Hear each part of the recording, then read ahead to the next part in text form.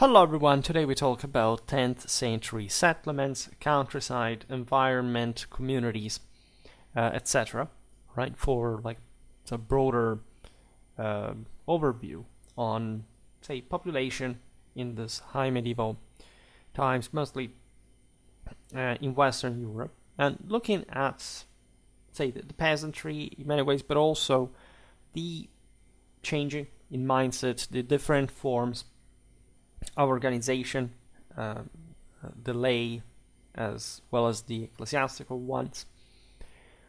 So, while there are divides, of course, in Europe, we will partly see this today. We are still looking at a system that was, on some essentials, homogeneous, right? A not particularly densely populated continent with, of course, an overwhelming agricultural, countryside population.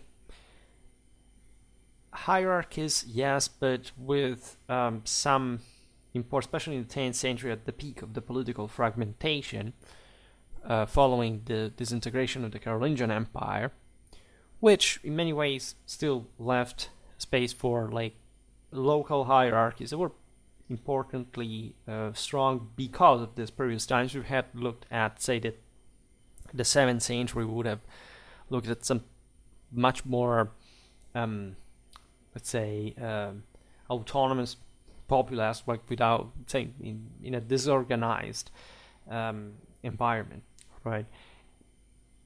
And of course, at the time, the living conditions were worse. During the 10th century, we've seen it often in many videos. Actually, there is a massive growth, right? A consolidation and growth from the bottom of the very sap of the continent, that as gradual is also like a tide, is mounting as a tide. The peasantry was differently bound to different figures and territories, right? And in, let's say, in the areas where the population was more autonomous, the organizational structures tended to float much more, right? And these were, in fact, the areas that rendered less put the peasants in front of the harsh reality that the agricultural surplus may have not been enough, so this would have made them also more mobile. The political structures would have been, therefore, weaker, right, and more fragile in the first place. There is hardly a capacity to agglomerate certain areas because of this lack of surplus, right?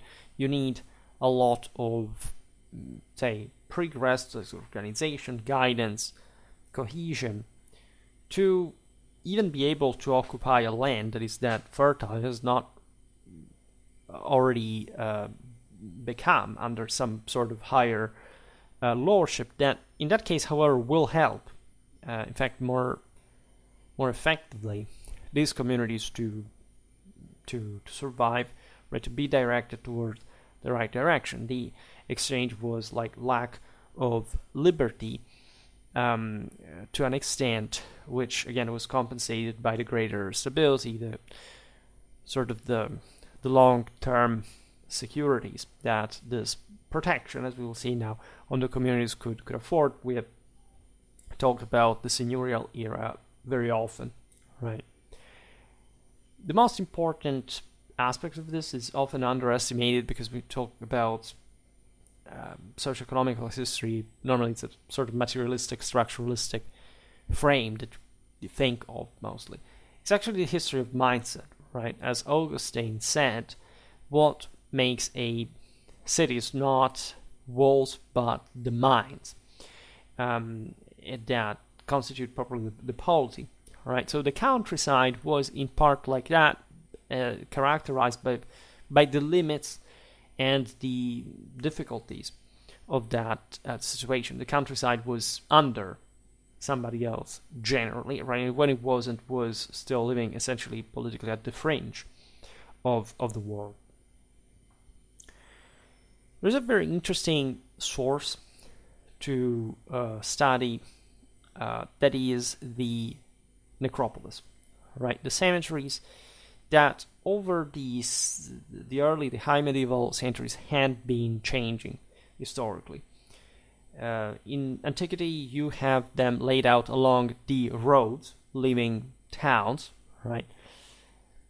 In the early medieval times, these are on the edges of the lands between the settlements. You realize there had been a continuity in that regard in the distance from housing, right?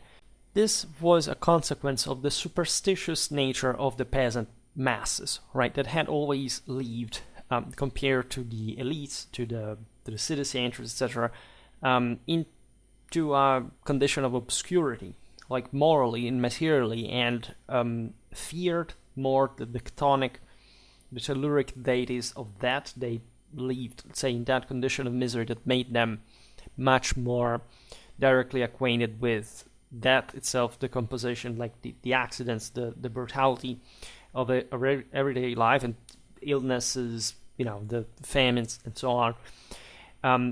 Thus, their, the fear of that, like properly also the impurity of the same, was quite nested properly in the emotional identity of these sort of disorganized worlders at that point, right? Christianity came to eradicate this concept, right? Christianity, we've talked about this often, was essentially, I explained this, for example, in the video about the relics in medieval France recently, that sort of explains the broader deal, so not just for that country, had instead reaffirmed the security, let's say, the standards of the possibility of salvation, and therefore the sanctity and the real power of some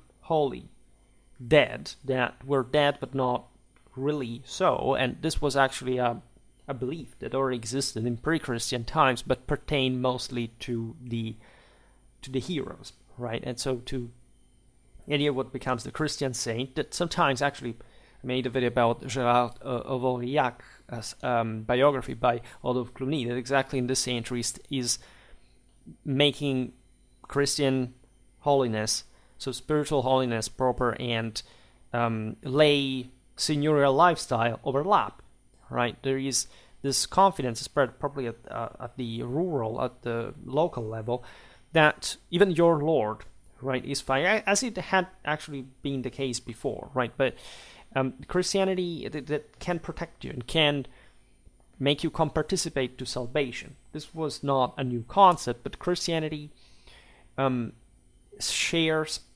differently from the way what we call paganism had arrived in its course of transformation before the affirmation of Christendom, to rigidly separate those who could save themselves by those who couldn't, and had shown, especially in the early Middle Ages, where there was probably a moment of reflection by the same popes, for example Gregory the Great, who wrote about St. Aquitsius, and even the spread of the Benedictine communities all across Europe in this sort of edges of the world, not just geographically but also socially speaking, that everybody, of course, that this was the Evangelion, could, right, achieve that level of holiness, and that the saints that were more, therefore, displaying this greater spiritual force, it could tame also one of the great heroes, right, that had historically been just seen as the great leaders, that could bend them as well, just like Christ had taken over the world just by his example. So a primal spiritual force and purity that would transcend the degenerated world that definitely necessitates of an empire, of a kingdom, but that is also always to be aware of not to be led astray by the power that can acquire. So looking at the more humble spiritual standard, but more humble but also more powerful spiritual standard, that a truly holy life. So it's something that must be constantly researched, not just being seen as being materially wealthy, right, in that sense. And so a larger scale and a more deeply dimensional concept of power, like the one necessary, in fact, to transcend the saying death, right? And so the Christian church actually starts spreading across the countryside a sort of more positive message. The dead must not be, as long as it's guided through, say, the passing by the Christian religion, is, in this sense, I can't find an adequate term to say how it's a sort of investment in the afterlife, is actually making us see, of course, how we shouldn't be scared of that, how we shouldn't traditionally be scared of the dead and blood and decomposition, which is, again, the same message that actually did the heroes, right, of the Apollonian standards of the Indo-European tradition also believed. Those were not scared of that. They killed themselves. And this, instead, these possessed masses were the fearful serfs that, they were under these other great people, and yes, could see some of their greatness, but they were still less, and they were just looking up to them and not to themselves in as humanly, human potential sense, like to achieve like that spirituality could make God, say, at least giving them grace. And still the prevalent idea was that, yes, we are saved through this higher guidance, but Christ is King himself, and also the lay authorities will conform to that, so that they themselves would receive grace that, of course, as through this medium of the hierarchy would be delivered to the rest of the community.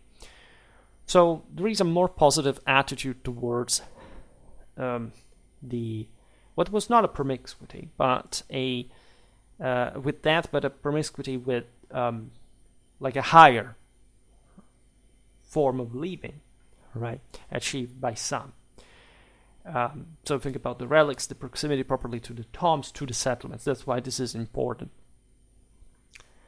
The elites in this were continuing exactly in their traditional proximity to the death, because they weren't scared of death since ever, and actually great part of their prestige, their authority, revolves around their families' burials, right? The fact that these were the places where the heroes of the retinue, say that the warriors of the retinue would gather to commemorate the dead that was capable of providing them even after death.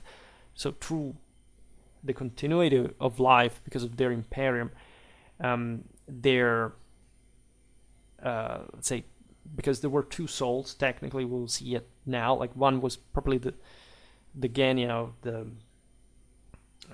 let's say of the somatic aspect that was meant to melt away to some degree, and the other was probably the transfigured soul, if this soul had managed to transfigure, and the two, of course, were connected deeply. So the hope was always that these essential warriors, because that's what the elites are, will have gotten their place in the firmament, and that they will thus be able to protect their communities through that, and through God's power that will have called them back in the fight against the devil in the end time. So it's this overlaps with, again, some also pre-Christian beliefs as the core Catholic principle.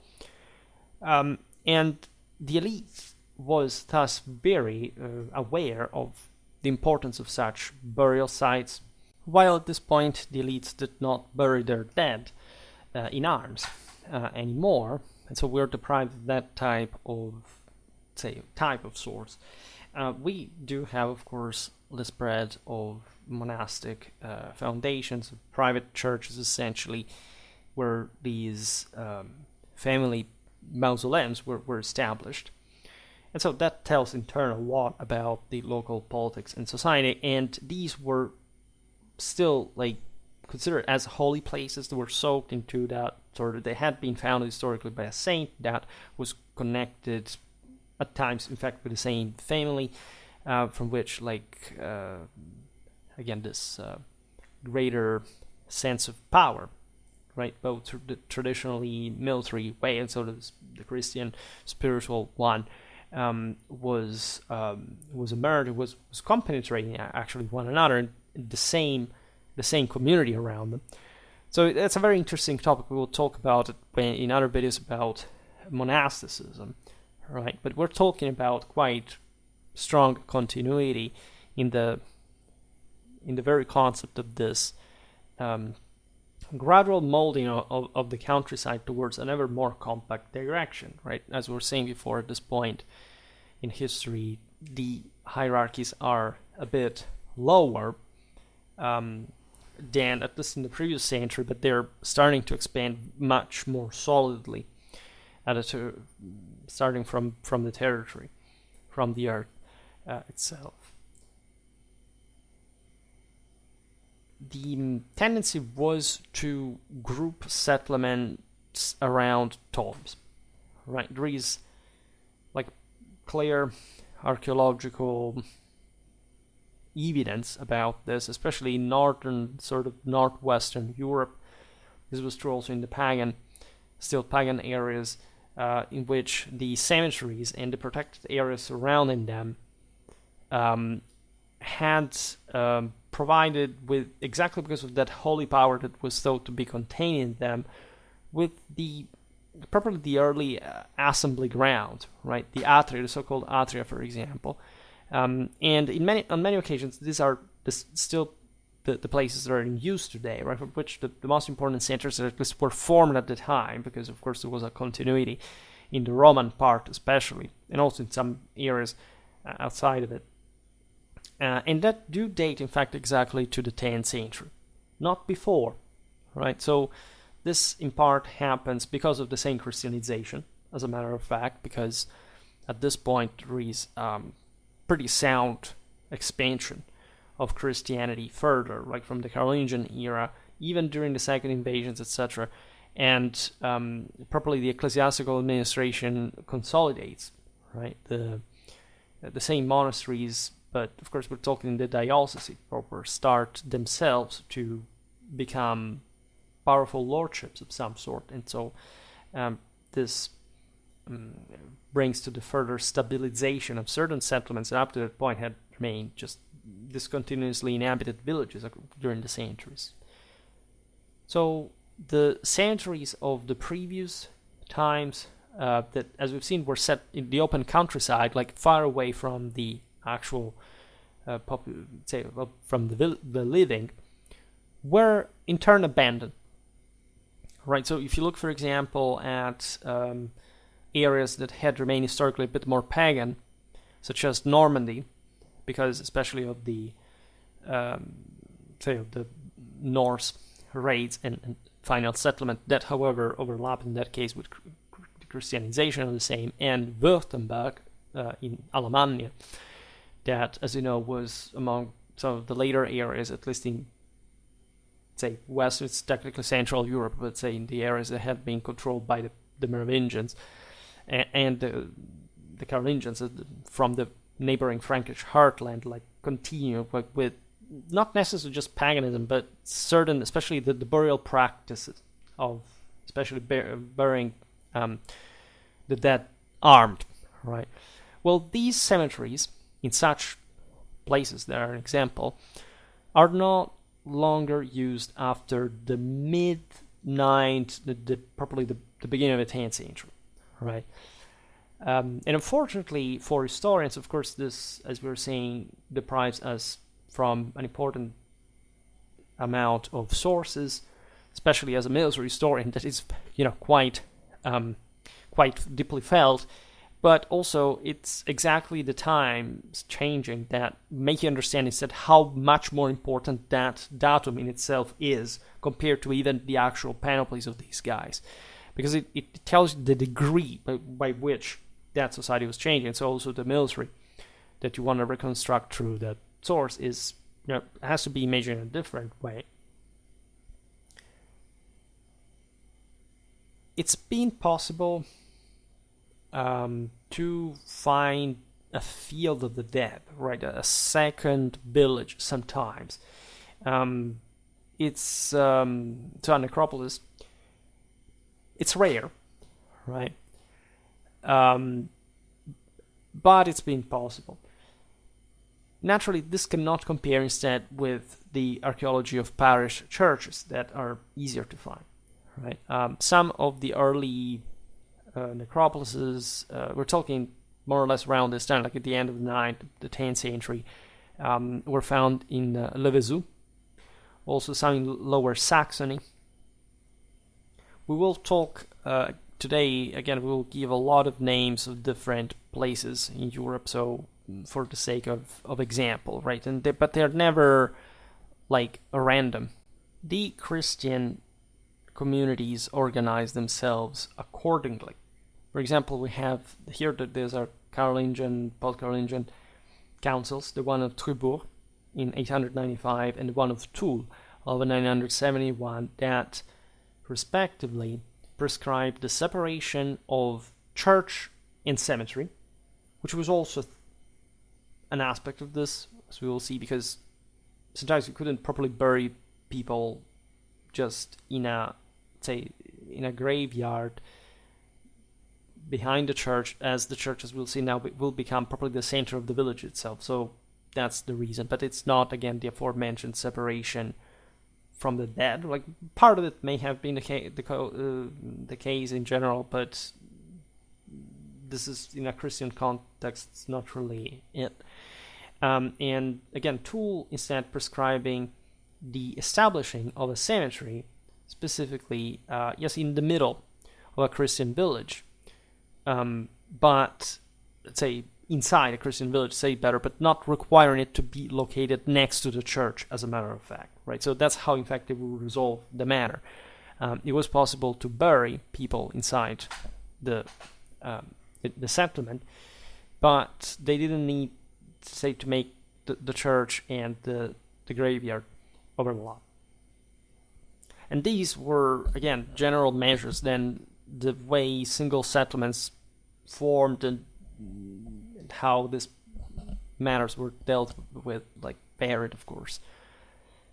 But there is no doubt that the church, speaking of villages, strictly speaking, would become the heart of the new settlement, right? So we're not talking here the big city, or just the city of, say, Roman origin. We're talking about probably the rural dimension, like the village, that in many ways at this point is, in many parts of Europe, especially in the north, really stabilizing, all right? And in other cases, also forming anew because of the population increase and or other needs for which the location had become more preferential to settle. And actually, if you travel across Europe still today, you see that the church, in many cases, still is essentially the rural settlement. The centrality of it is sort of undeniable, also because in later times, like, these weren't centers that developed particularly much afterwards, so that they weren't necessarily centers of big, public palaces later on, as in the city everything is really different, right? There is, at some point, the square of the church, and then the square of public power, the square of market, and so on. Here it's all much more compact, and generally speaking, the church is primarily at the center of it all. And in the 10th century, you'll see now lots of new villages are found. And just also, again, directed by the elite, right? This was notorious, like also at a higher level, right? Also from the cities and so on, depending, of course, on the region, proportionally. There is also another aspect that we were hinting at before that we will not, however, explore particularly today, because it pertains like better to a bit about ecclesiastical history, but say the gradual and sometimes even difficult expansion, the establishment properly of a parochial system, right? Some areas, as you know, were even very important centers like Hamburg that had been founded in the 9th century for properly the purpose of evangelizing the entire northern region, Scandinavia mostly, was actually razed by the Vikings. So there were some areas that eventually would be rebuilt and would actually fulfill its function. And that tells you also about the resilience of, say, of Christendom in that, and just continental Europe in general. But it's the countryside itself that doesn't have too many resources in the first place to build to much stable systems locally, right? In Southern Europe, admittedly, as we will see now in a comparative way, like it was easier, right? Just more wealth, but even more vestiges, more settlement continuity, right? In Northern Europe, like it's a bit more difficult, but it also does happen. It does succeed exactly in this century, especially in the 11th. And again, we will see all these things separately because they're very interesting, but we can't cover them all in a single video. We can make some examples. Let's pick, for example, the Diocese of Paderborn in the Rhineland, right? So actually, even a fairly well-developed area historically, because this, as you know, was had been ruled by the Franks from quite an early age. It was Austrasia. It was sort of the poorer part between, say, that and Austria. But it's an important center. Well, around the 20s of the 10th century, the Diocese of Paderborn covers an area of roughly 3,000 square kilometers, right? It's pretty big. But did not have more than 29 parishes, right? Which, again, considering like measuring a square of 100 kilometer per 30, is pretty few, right? And that documents, of course, the general sparsity of the. And this is just Paderborn, not even as a particularly big center, by the way. So consider that Northern Germany was also less inhabited, less developed than the southern one. But in the whole of the Eastern Frankish Kingdom, there were no more estimated, of course, 3,500 parishes, right? And consider, in fact, these areas that had already been under the Roman Empire, and de facto, like they had been Christianized, there had been an old level of ecclesiastical. An old history of ecclesiastical organization, right? This is a bit typical. Here I don't have it, but if you look at a map of also the diocesan organization across Europe, you realize that more or less the areas that had been part of the Roman Empire have a pretty thick amount of dioceses. This was in part obviously corresponding to the demographic concentration, the pre-existing Romanization, and just also the different degree, in fact, of concentration of power in the city.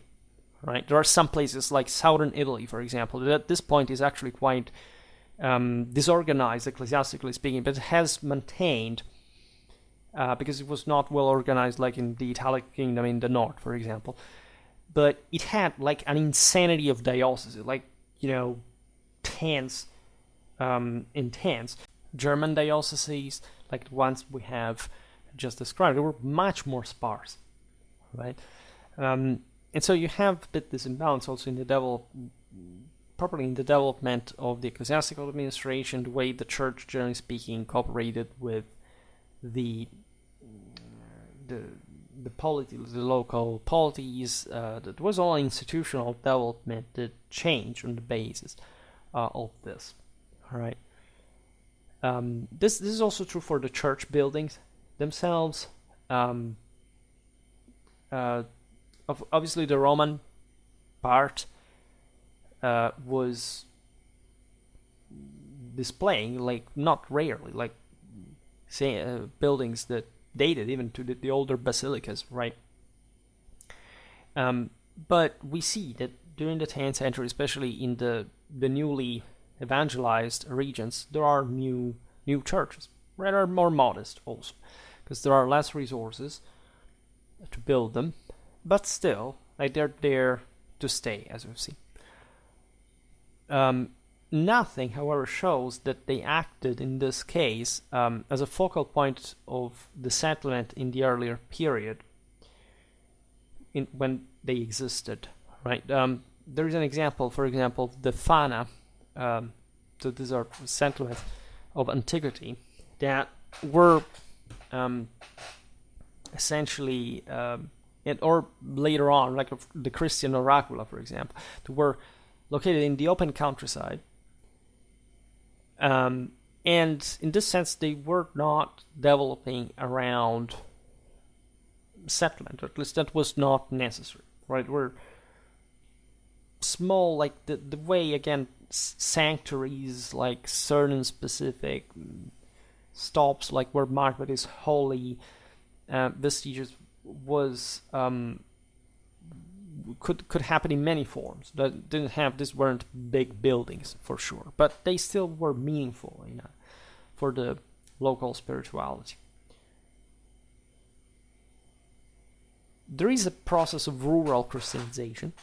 Again, this is gradual and slow. After all, Christianity had not cared too much about Christianizing the countryside, because what was important was to have a Christian city, and the countryside had no chance at this point of producing heresies that could subvert the system, or developing some counter-altar to Christianity, because they wouldn't. As we said before, these were the chthonic elements. These were the sort of the relics of the Dionysian element, living in darkness and the materiality of life and fear in the hierarchy that necessarily required the Apollonian Dionysian compenetration.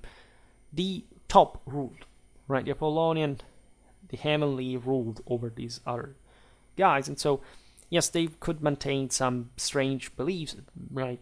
Hybrid with Christianity. They thought to be Christians themselves, but in their own particular way, but they were no danger for anyone, right? So we do not even have, like, other than the destruction of idols or things like this, like probably an evidence that there was even a capacity to enforce, or a will to enforce, say, the Christianization in some fashion. Like there were some exceptions, for example, in Saxony, where in that case there had been a war of conquest, and that Saxony was Christianized for good at that point. But the resistance had been carried out also in an anti-Christian way, because Charlemagne had, as you know, imposed quite heavily there on this conquered people, like the established order, the churches, the priests were required to properly spy on the community's fealty, right, to the new ruler, etc. But for the rest, right, things had proceeded differently. The case was Gaul, for example, a country of old Christianization that had also developed, like, very importantly large, rich churches, places of worship in the first place. There was a florid relic tradition there, as we've seen recently. Well, the evangelization in general, however, required, down the line at least, the establishment of a baptismal font, right? So that every land plot, let's say in the, let's pick a fundus, right, must have at least that, right? The fundus was like a sort of isolated great estate of some sort where some people lived, and you had to be sure that that community at least was baptized, right? Then they would preoccupy themselves with attending church, sometimes in other places, but it was important at a capillary level to have at least that. these practices led naturally also to the local lords to essentially connect the development of the local churches in a proprietary way, right? In Germany, this was a very privatized country, like with a few, as we've seen, sort of strong central institutions. This historiographic takes name, in fact in German, used also in the other languages, of Eigenkirche, right? So the idea that this church was someone's, right? And also, generally speaking, the surrounding was mostly inhabited by people who were under that lord, right? It was identifying with that level of sanctity, as we've seen, reminiscent of the older imperial exploit, right, in a individual, this point knightly level, right? This, by the way, would trigger in part the same church because, according to canon law, you couldn't technically own a church, right? Just the other day we made a video about Gregory VII, and so we give it at a bigger level that, you have investiture controversy. That is not exactly what it's also what the Eigenkirche at some point is. But that's how the church entirely at the upper echelons of the hierarchy had been seen, imperially speaking. And it did stem from that sort of more privatistic Eastern Frankish mentality that we described here. Another practice was breaking up the giant rural parishes that had been, say, not symbolically, but just pragmatically, established in the previous centuries, where, of course, there were even less resources, and it was sort of difficult at some point to even have parishes built everywhere, and that at this point, because of, again, of political fragmentation, the further Christianization instead can be split down into the so-called plebis cum oraculis, right? So, literally these parishes where you could come, attending the mass. And this was, as you understand, very important in a time, especially of political instability, the second invasion. So, in a moment in which this civilization started looking even more deeply within itself to find the strength, right, the force to re-expand from the local, right, short-range ties, right, of these communities, of these lordships, and to rebuild even their own identity in a, say, political sense from there. This is very clear for some areas of Europe. For example, the Pievi of Lazio between the 50s of the 10th and the 20s of the 11th century. I made a video about medieval Lazio if you're interested in that. Auvergne and Poitou as well. These are, south of the Loire. They are areas that historically are a bit more Romanized, and they have they're also more politically fragmented than the north. So you have this easier continuity. This happens instead before, at the latest in the 50s of the 11th century. In these places, the word parroquia comes to replace the word villa for the local settlements. This is incredibly important because it shows how essentially the center of aggregation was the church as opposed to some sort of private mansion of the previous centuries.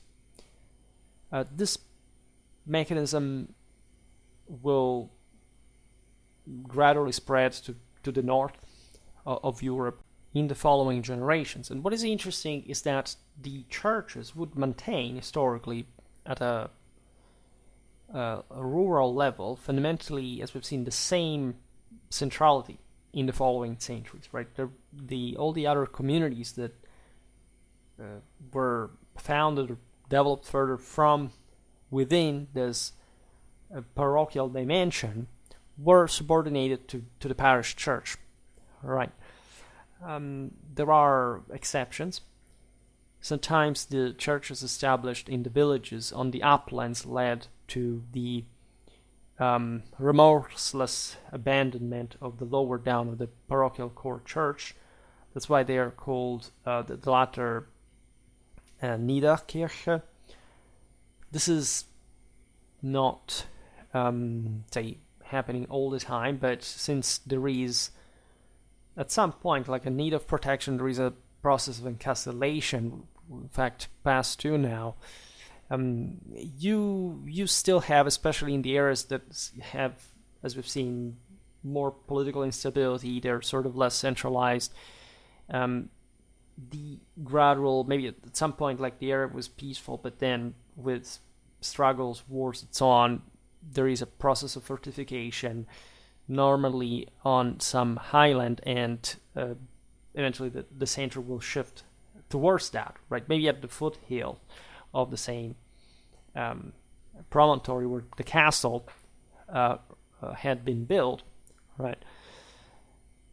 And that's tendentially not like part of some of the most developed parts of Europe, because, say, these would have had their natural centers from a longer time in the more effective strategic dimension. You couldn't simply dislodge them.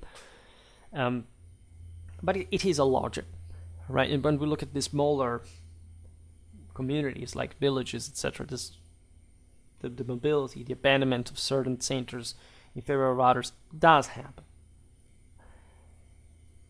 At some point, there are some depopulations, there are people's displacements, right, resettlement in other areas, all scientifically organized by the feudal elite or something like that.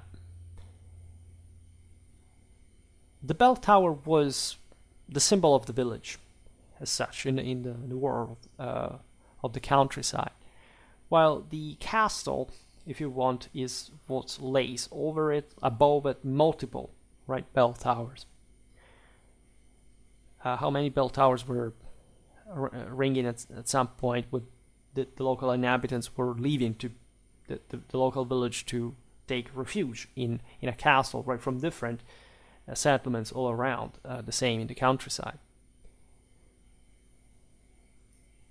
The process of encastellation is really that relevant historically. While it is found in all the ages, notoriously the 10th century, the so-called Iron Century, at least one of the Iron Centuries, the others is typically the 17th, right? But it's the idea that this was a pretty brutal, violent time. It's maybe, it's been overly exaggerated to an extent, mostly because of the second invasions that in fact were not even that relevant as far as the encastellation of Europe. There was mostly an internal phenomenon, most evident actually in the most stable areas where the nobility had actually the greater amount of resources, when they were not actually pressured by many foreign invasions. They were also, happening every once in a while. Like, it's not like every day, like it would be some Norman or Magyar or Saracen passing by, right? It could be decades, even in some of the most hit areas, without that kind of phenomenon. Like, so you want to fortify the settlements to protect your own people, because as a lord, that's your primary concern: justice, defense, right? And these people are also fighting for you in other ways, as you want to expand, for example, on other communities that thus have to be equally fortified. There are interesting dynamics.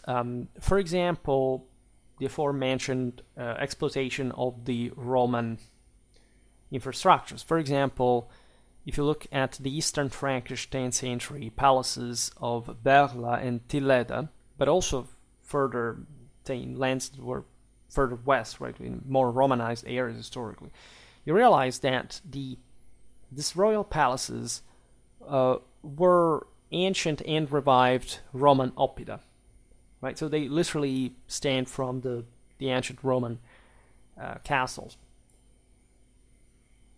There were also huge earthworks of more recent age. You know that also in early high medieval times there were things like, Offa's-dyke, the Dannevirke, etc., that are a testament to even just the provincial capacity of fortification building in a sort of unitary fashion. In fact, we have them since the 78 even also the 10th century. Depends also because many of them were just a continuation of previous artworks, also Roman times, for example, as is the case of Offa's I explained this in that video about Mercia, right? We'll keep looking at that part of Europe hopefully soon.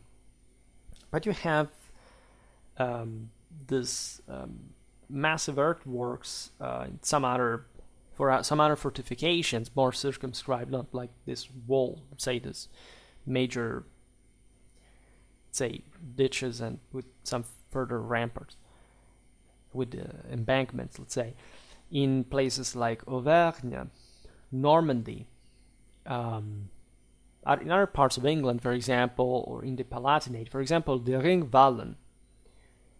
These ring works are quite, typical of the era, right? This doesn't belong as a practice just to the continental Europeans. Like if you look at the Vikings or the Saracens, the Magyars, they all had their fortified entrenchments where they stored the loot and the slaves and so on, giving birth even to temporary markets that, however, wouldn't last after the age of the second invasion. Like this is notorious. We've seen it often for the Vikings, right? Hardly any settlement born with that capacity. We're talking about the major trade centers of the Baltic, for example. Like they finished, literally, in terms of even of settlement continuity, demographically speaking, but with the Viking era. Right, and sometimes some we know they existed, but we do not know even where they are because infrastructurally, archaeologically, like they are hard to be even found. All right, so instead, in post-Carolingian Europe, you have proper fortifications that, yes, are also mostly gone today. Like today, we do not like you have to think, as we'll see now, like of hundreds of castles, simple ones, admittedly. Motte and Bailey ones, in spaces of, in fact, hundreds square kilometers.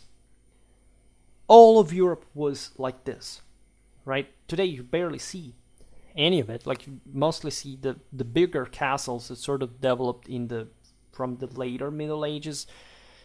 For France and England, that were sort of more robust monarchies. They sort of directed the construction of some bigger ones also from the 12th, but fundamentally, like you see some late medieval or even early modern sort of medieval looking castles, and actually also in the more developed areas of Europe you hardly even see the castles anymore because during the Renaissance they were obsolete, whereas I don't know, in Central or Eastern Europe you find more medieval looking stuff, not much, telling the truth, but when it sort of looks more like the sort of Disney movie castle, right? Of course, with the adequate approximation, like the typical Disney movie castle, at some point were also some modern remakings, as we know, also in the 19th century. You would literally see these towers pretty much everywhere. Like in the 10th century, you would have mostly, like there were single towers at a point, like isolated in the middle of nowhere, in places you say, how did the people inside even survive? There were a few, right, and they controlled some of the surrounding countryside, even just on somebody else's behalf, right? So sometimes they were just barely more than watchtowers. From the 10th century, however, you start having probably a central base made of stone, which was a big deal because, as you know, castles entirely made of stones. It's just at a bigger level. As in fact, something starting concretely Europe-wide only from the 12th century, and again, it's in the most developed areas. This would be the turris or dunio.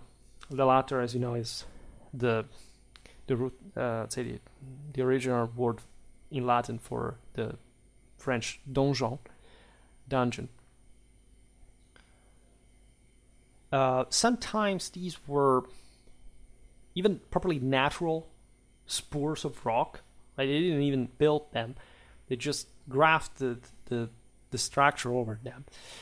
Sometimes instead, and there are some major feats of engineering pulled off at this point, like some sort of most elevated areas. Think about the Rock of St. Leo, right? Our like places isolated into impervious areas that you even wonder how did they even transport the building material up to there. The practice was surrounding this fortification with a moat and possibly the protective enclosure, the bailey. And there are different terms that are quite revealing toponomastically all across Europe. For example, the moat, right? That is quite obvious. The ditch, possibly filled with water. The rocca, which stands for rock, of course. The podia, I think probably from podium, so this basis that is emphasized in the construction. The colle, which is the hill, right? And you find, again, across Europe, depending on the language, all these names that pop up and still survive, like from those very times, because you know that in that place there would have been something like that. Maybe today there is not anymore, but there, you don't even know where it technically rose, but the place took the name from it, right? You have another term is the Wasserburg, right? So stressing the moated berg, like because of the Wasser, the water, so the moated site, in other words. And this is just a name that also returns, even in places that maybe they didn't quite have the same thing, really, but they took the name from a family, for example, right? That once had ruled over a place, they would have something like that. The location was carefully chosen, needless to say. Like, they wouldn't just, randomly pick a place. There were, we have imagined, like, quite precise as empirical calculations to do so that we unfortunately know nothing about. But when you actually have the lack of having the archaeological evidence, having an idea what this fortress was, you realize how strikingly advanced the engineering of the time really was. Like how sophisticated, also in a strictly strategical sense, these fortifications were. They were really like some of the finest structures could be erected at the time for the military purpose. The location site was thought, in fact, also logistically. Think about the ancient assembly ground that, as we've seen, were also connecting with the burial places. This is the case for many locations in Maine or in the Oxfordshire, for example. In areas like Piedmont and Burgundy, you have usually an overlapping, tendentially at least, with a Roman mansio. So these were some more Romanized areas, and they had these mansions again that had been restructured, reinforced, refortified over time. Especially Piedmont, Burgundy, you have the Alps in between, right? So also fortifying some specific heights was quite relevant, as you understand, for controlling traffics, etc. Lombardy, Auvergne, the Rhineland, so areas that had historically been quite sort of open, Romanized, right? It's the villa or casa, so some settlement that had some also logistical connection with the local countryside, the system, right, of production that gets fortified, as we were saying before. It's actually in the most advanced areas that you have a more central and also bigger sometimes fortification to control wide areas, as opposed to, you think, stopping the invaders, which is something you would try to do by blocking, a pass in quite impervious areas, for which you even need like a smaller, you can afford just to build a smaller and temporary fortifications. In fact, most of those, to stop like the second invaders, wouldn't give rise to any permanent settlement on the longer run. In some areas, such as the Liégeois, you have instead cult sites, dating in that case to Celto-Roman times, that are a bit the symbol of that, as we've seen local congregation. You know that Flanders are pretty flat, so at some point you need to pick a place. There are lots of waterways there, so that is also a way of doing that. But exactly for that, you want to settle on some sort of more plain area that is already inhabited historically, even in an area that is not dramatically urbanized, right? That is going to, however, in the later centuries, as you know. So there were all the possibly different reasons why any place could be fortified. Every place history is unique in this regard. Every fortification is unique. So there are some standards, there are some by scale. We've seen it, for example, in the videos about Ottonian warfare that exactly matches this century, in which you know more or less how many troops you need to besiege a certain scale of settlement. There is a hierarchy here, like the world is orderly, especially in the post-Carolingian one. Speaking of Western Europe, but again, every settlement is really unique. Public authority, for this reason, had always maintained the control on fortifications. Like, you couldn't quite build a fortification without the king's or the emperor's permission, because this was an instrument of coercion rather than of defense of the local population. And so this came with some prerogatives, for example, the Banon lordship, the allodiia. We talked often about this in the seigneurial era playlist. You can check that out if you're interested. The regalia were very much connected with fortification, right? And with other assets of great importance, like, for example, the forests, particular resources like the mineral ones, right? So the 10th century, as you know, is characterized by a bit of anarchy as far as this ideal order is concerned, so that you have some random lords that make this act of force and seize somebody's allodiia, right? Probably also the public rights connected with them, and they established their own seigneury. And at some point, when a royal authority comes knocking at the door, says, what's going on here? And since both sides are not that particularly strong, they sort of find an agreement.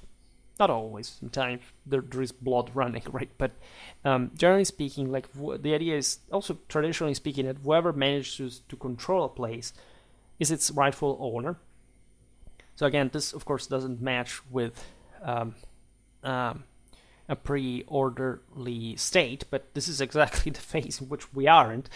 And therefore, actually, the state, the feudal state, will be rebuilt on the basis of such control.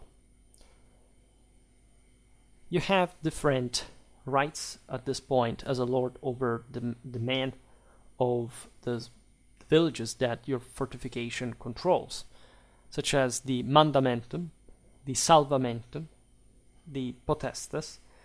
All terms that, to make the long story short, have to do with your own duty to protect them, to really administrate them, to exercise justice, which have to be met by the cooperation of the same villagers, right? That are somebody's subject. Like, so you as a lord, especially if public authority has recognized you in virtue of that, owe you obedience, right? And so a certain amount of services, resources, so military, social, that castles were used to store important material.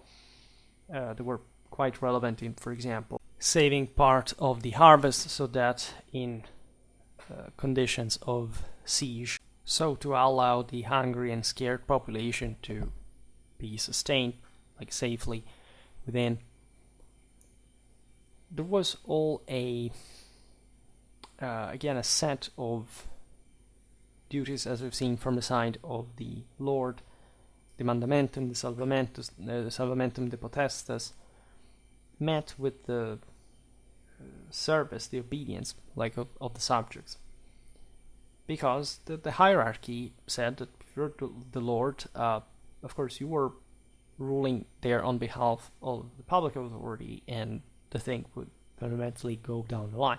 So this was not really sanctioned, as we've seen before. There were some areas in which royal authority evaporated, and even the comital one, to the point that, for example, the castellanies, so the single castles, like ruled by the local lord, become the center of the, if not of the political life. Like, there is never like a public authority fundamentally evaporates completely, and they are usually located in the bigger centers anyway, right? So that always remains, but they sort of, take over a bit the scene. In Languedoc and Catalonia, you have that. The Castellania are a case of this. These are pretty Romanized areas that they have some important progressed, like sort of level of fortification. At this point, they become ever more detached from the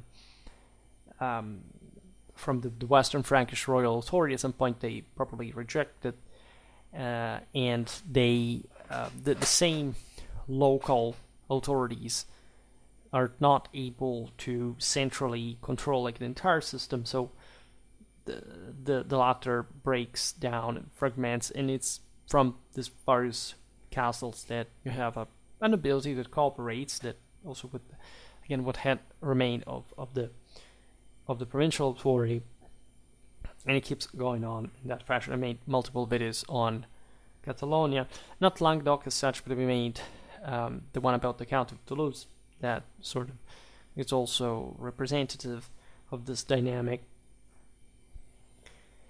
You can check those out. Strictly, in terms of strict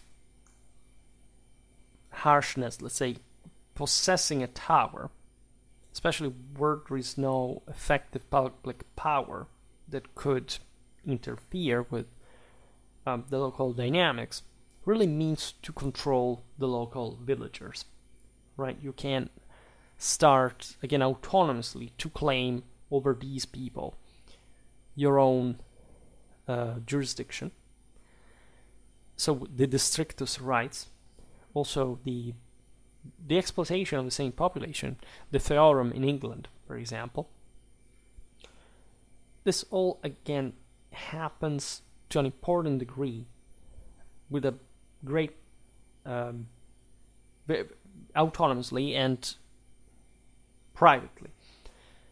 The communities agree, by the way. It's not like just by building a tower you would automatically lord over the surroundings, right? There had to be a pre-constituted level of cohesion, like the one of the ancient war bands passing to some more seigneurial unit that becomes the core of essentially the local defense, mostly like a police force, which also the villagers participated, but that is mostly incarnated by the retinues of the Lord, right? Through, like, at this point, heavily armored, mounted warriors that take on a professional character in their lifestyle. They live within the Lord's house / castle, and they are rewarded for all their deeds, let's call it this way.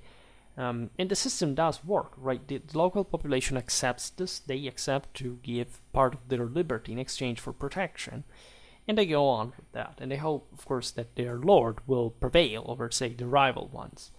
And the peasantry still has, during the 10th century, actually a great margin of maneuver. They're violent, they're dangerous, they have their own villages at some point, like acting against a lord or a monastery or something. So it's, again, something very primitive, really, in a broader sense. Like you barely have the surplus to maintain the elite capable of establishing the seigneuries, and just the system goes on. It sort of gradually evolves into something more concrete with a greater tie on the local population, etc. But at the same time, it also expands. It becomes more dynamic. It offers more opportunities. There is a quick estimate that has been made about the need of 40 laborers working for 50 days in order to establish a small round moat 10 meters in height and 30 meters across. Right?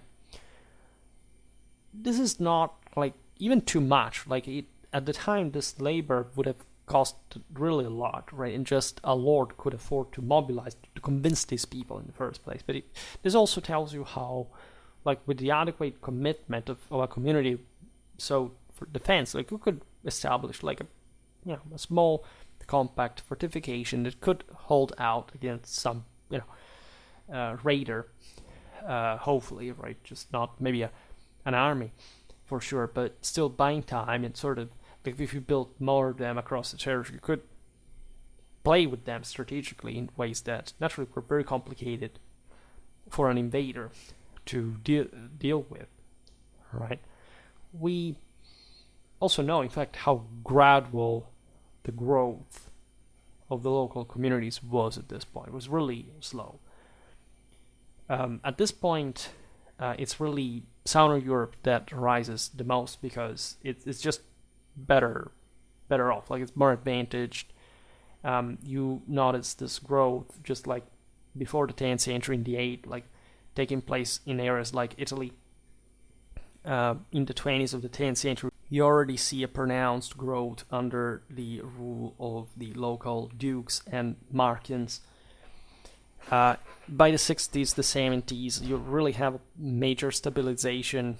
You can observe this, especially in the Lombard plain, that together with northern France is actually the most productive and updated and developed area in Western Europe. By the 50s of the 11th century, you have as many as 120 castles in Sabina alone. Right? Sabina is just exactly what I was talking to you about before, the general, like hundreds of castles for few hundred square miles. Right? Sabina is a region in the north of Rome, the area of the Abbey of Farfa, and it's these are areas that have been expanding thoroughly, especially after. Like, what fascinates you is Tubert studied this stuff for Lazio in general. Like, that the castellation starts when the invasions are over, right? And so the great lords of the lower Tiber Valley begin to sort of build their own seigneurial fortifications from which they start dominating the surrounding countryside, right? In the 20s there of the 10th century before for Italy is remarkable because it's essentially when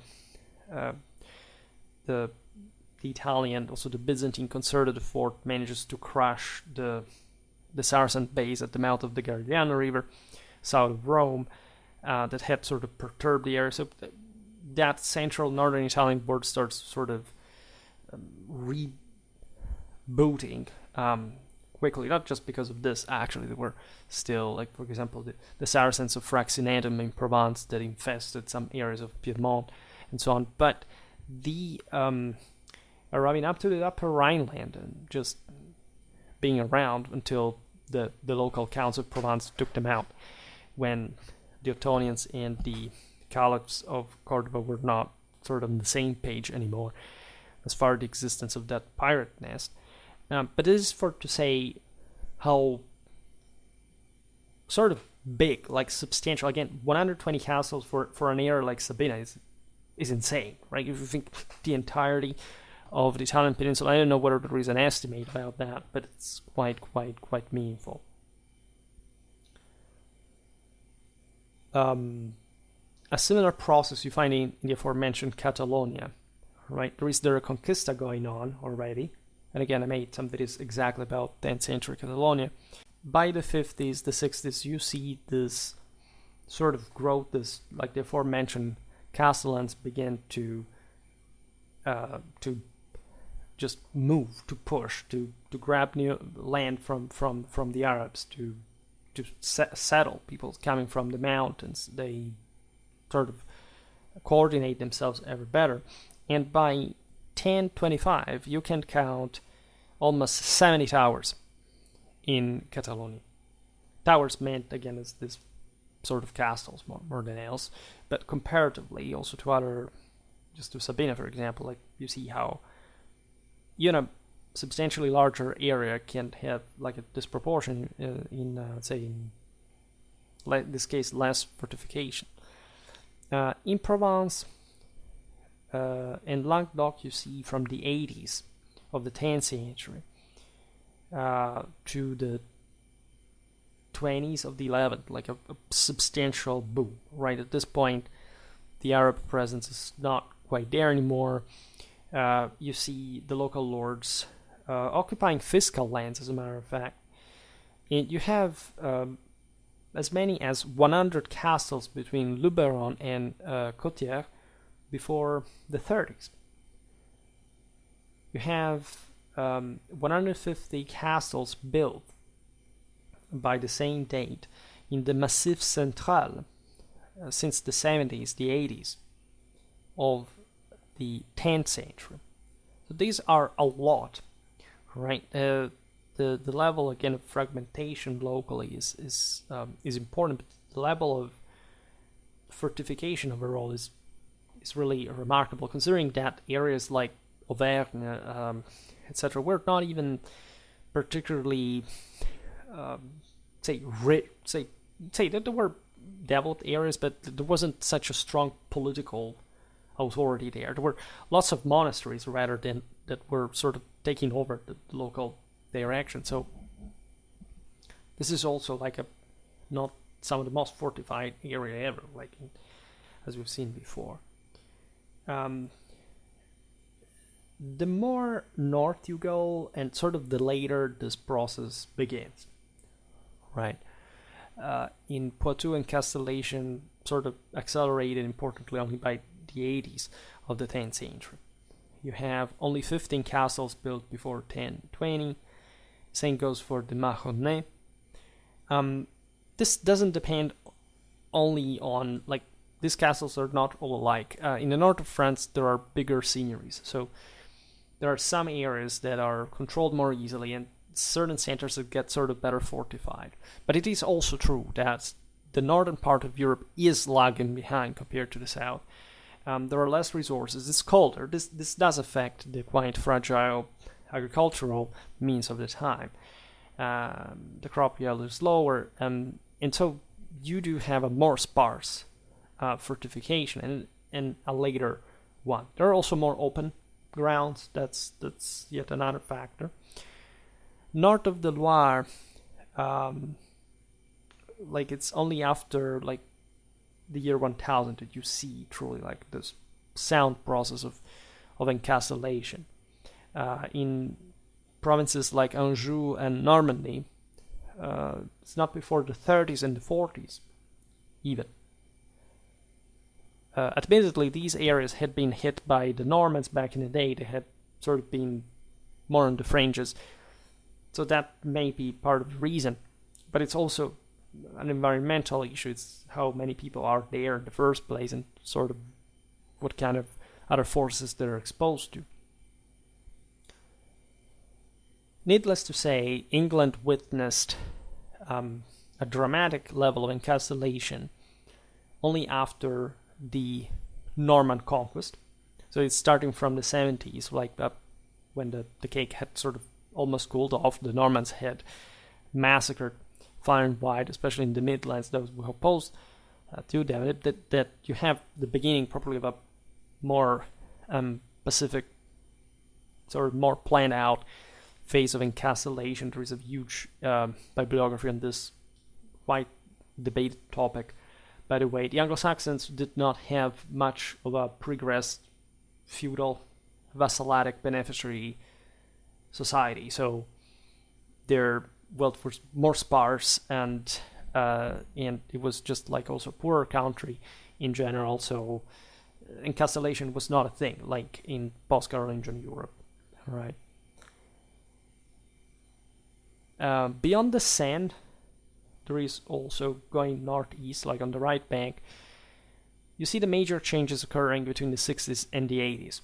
When you look at places like Flanders, Lotharingia, also the regions further east of the Rhine, everything takes off truly by the 12th century, as late as that, right? And so it's something that we do not cover today, because we should actually just stop to the 10th century, but just to give you a dimension of probably the concentration of resources and how this differed across Europe. Naturally, it's difficult to document everything with precision, but the general trends are quite macroscopic. The ways, probably the techniques of military engineering are different from different areas of Europe.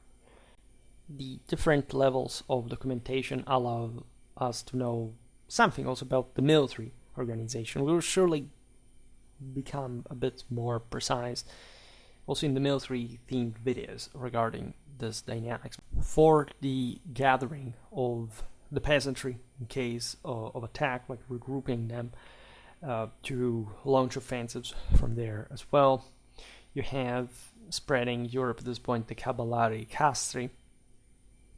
These were professional horsemen that, as we were saying before, lived within properly the Lord's household.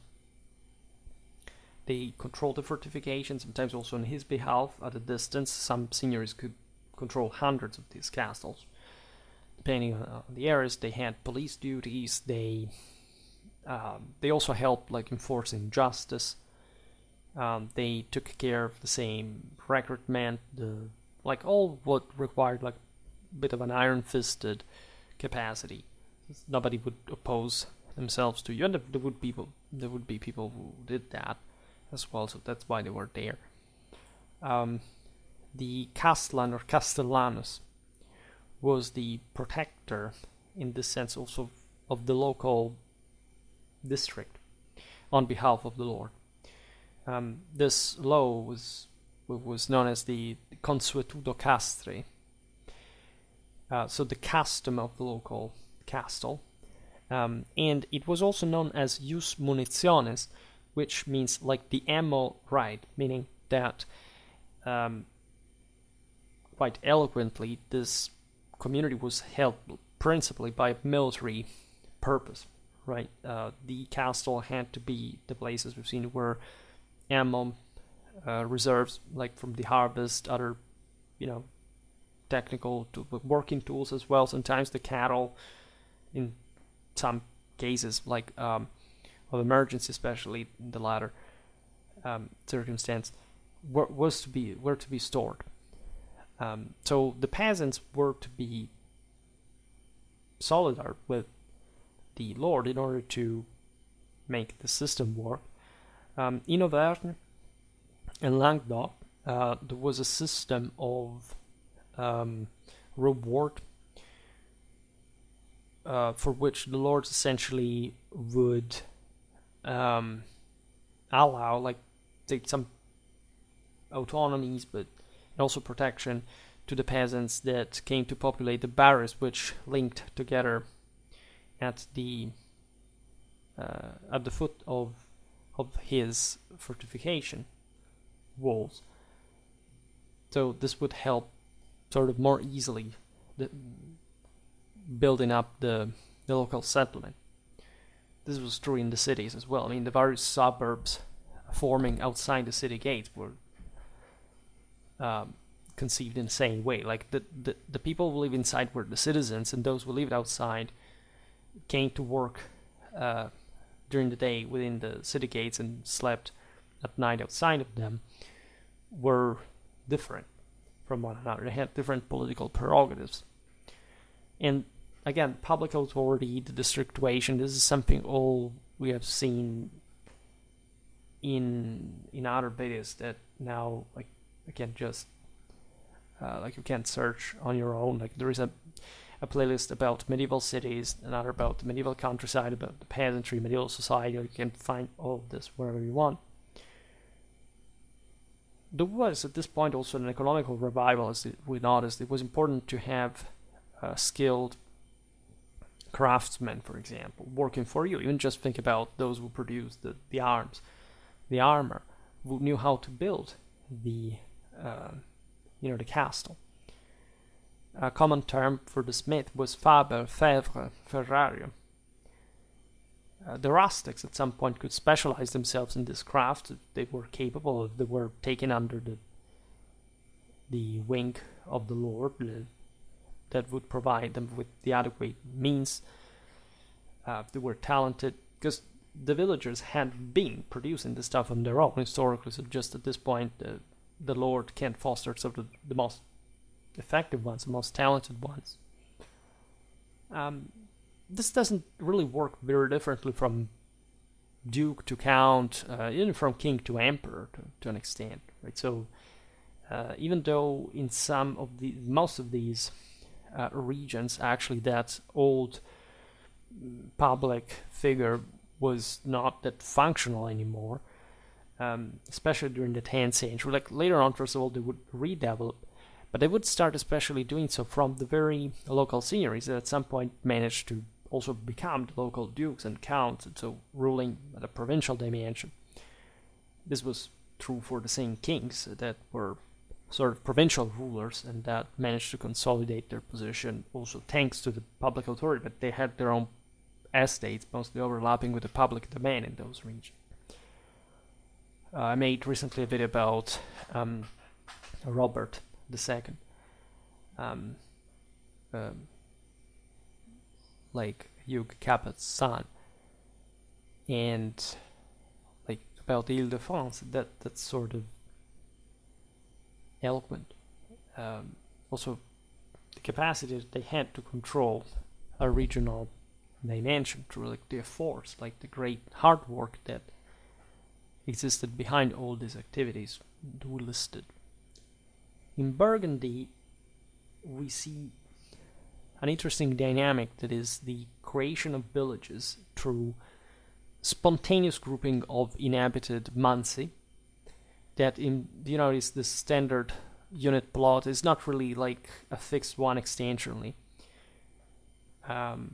but on the market it is, right? And since in Burgundy there are some highland areas and they're sort of more autonomous, they group themselves spontaneously. The mansi plural is known as me here. It's spelled like M-E-I-X.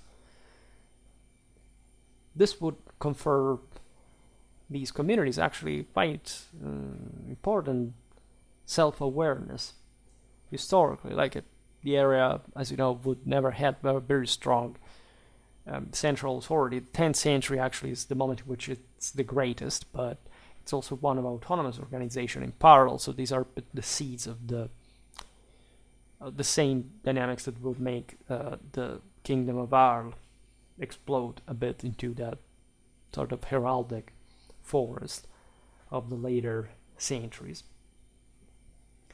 Speaking of the tonomastic regarding these fences and walls, in Picardy you have the cingle. In Württemberg you have the etta. These are fortresses that overlook the lower village that would be gathering around the castle.